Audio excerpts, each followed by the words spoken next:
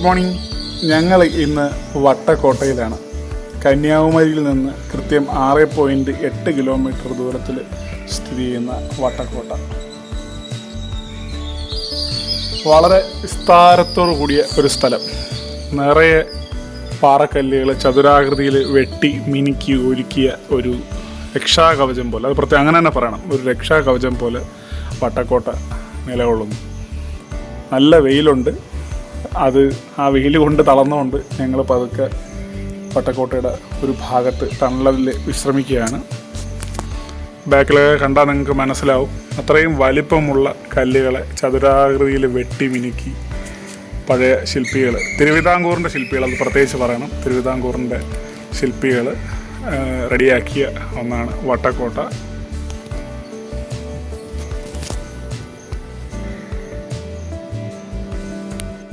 ചിപ്പി, വട്ടക്കോട്ടയെക്കുറിച്ച് 2 വാക്ക് പറഞ്ഞാണ്. നമ്മളിപ്പോ ഈ സ്ഥലം നിങ്ങൾക്ക് അറിഞ്ഞൂടെ, അതുകൊണ്ട് ഞാൻ പറഞ്ഞത്. ഇതെന്ന് വെച്ചാൽ ഏത് സ്ഥലമാണ്? ഇതെന്ന് വെച്ചാൽ വട്ടക്കോട്ടയാണ്. അപ്പം ഇത് തമിഴ്നാടിൽ തന്നെയാണ്. അതുകൊണ്ട് ഇവിടെ കാണാൻ തോന്നുന്ന സ്ഥലങ്ങളുണ്ട്. അതുകൊണ്ട് നിങ്ങളെല്ലാവരും വന്ന് കാണണേ. പിന്നെ ഇവിടെ തോന്ന മരങ്ങളുണ്ട്, ചെറിയ ചെറിയ വലിയ മരങ്ങളുണ്ട്. അതിൻ്റെ തടിയൊക്കെ തോന്ന കനങ്ങളുണ്ട്. അപ്പം ഞാൻ ഇത്തിരി നേരമൊക്കെ അതിൽ ഇരുന്ന് പിന്നെ വീഡിയോ ഷൂട്ട് ചെയ്യാൻ ഇവിടെ ഒന്ന് ഇരുന്നാണ്. അതുകൊണ്ട് നമ്മൾ അവിടെയൊക്കെ ഇതൊരു ഗുഹയാണ്.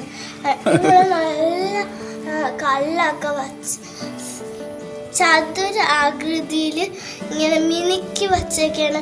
അതിൽ തോന കറുപ്പ് ഇതൊക്കെ ഉണ്ട്, കറുപ്പ് പെയിൻ്റൊക്കെ ഇങ്ങനെ ഉണ്ട്.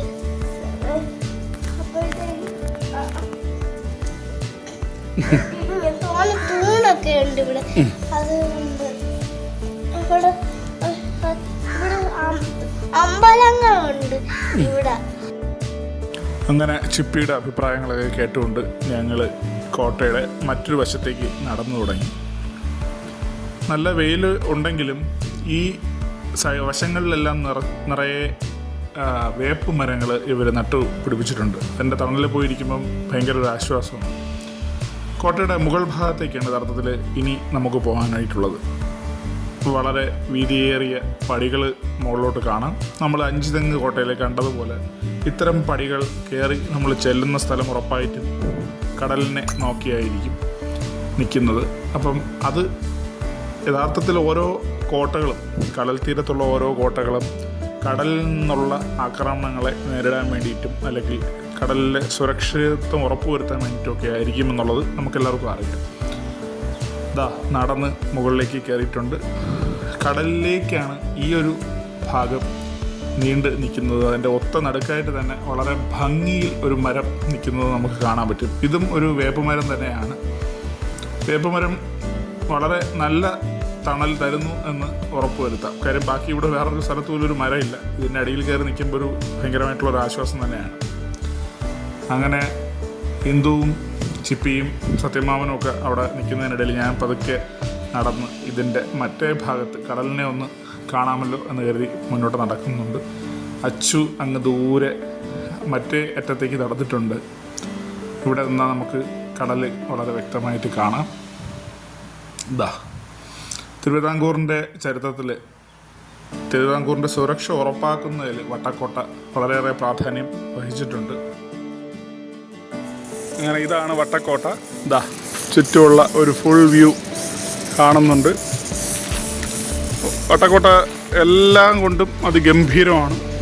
3.5 ഏക്കറിലാണ് വട്ടക്കോട്ട സ്ഥിതി ചെയ്യുന്നത്. തിരുവിതാംകൂർ രാജാവായിരുന്ന മാർത്താണ്ഡവർമ്മയാണ് ഇന്ന് കാണുന്ന ഈ ഒരു രീതിയിൽ വട്ടക്കോട്ടയെ നിർമ്മാണം പൂർത്തിയാക്കിയെടുത്ത്. ഏകദേശം 25 അടി ഉയരമാണ് വട്ടക്കോട്ടയുടെ ഭാഗങ്ങൾക്ക് പറയുന്നത്. ഒരു പരാതി മാത്രം എനിക്ക് പറയാനായിട്ടുള്ളത്, സംഭവം ഇവിടെ ക്യാമറ അലൗഡല്ല. വലിയ കാര്യത്തിൽ DJI ഒക്കെ പൊക്കി പിടിച്ചുകൊണ്ട് ചെന്നപ്പം അവർ പറഞ്ഞു ക്യാമറ ഒരു കാരണവശാലും അലോ ചെയ്യില്ല, മൊബൈലിൽ വേണമെങ്കിൽ ഷൂട്ട് ചെയ്യാൻ പറഞ്ഞു. ഇത് തമ്മിലുള്ള വ്യത്യാസം എന്താണെന്ന് എനിക്കിപ്പോഴും മനസ്സിലാവുന്നില്ല. അങ്ങനെ അതുകൊണ്ട് മൊബൈലിൽ പറ്റുന്ന രീതിയിൽ വീഡിയോ എടുത്തിട്ടുണ്ട്.